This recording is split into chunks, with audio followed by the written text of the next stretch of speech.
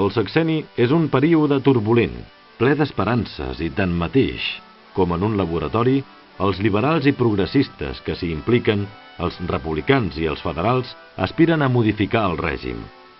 Tot comença el 17 de setembre, quan el brigadier Topete aixeca en revolta l'esquadra a Cadis. Hi ha un cop d'estat liberal i una successió de règims, que van de la república parlamentària a la monarquia, i amb un vertigen de noms que configuren la fragilitat del període.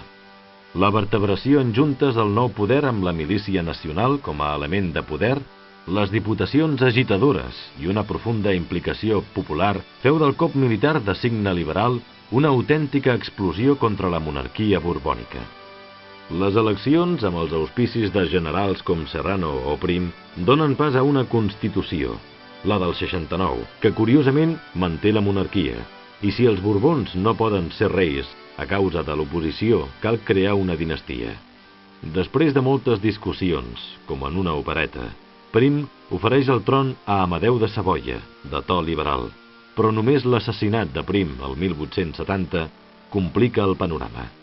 A més, hi ha insurreccions carlines als territoris habituals.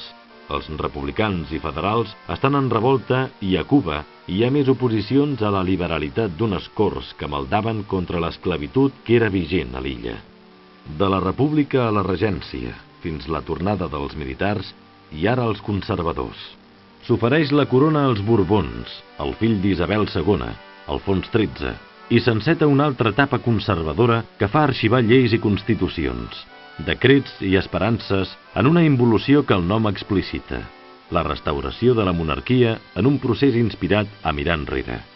Tanmateix, de les turbulències del sexenni, s'arriba a una estabilitat social i política, fruit, com totes les dictadures, de l'ordre com a màxima indiscutible.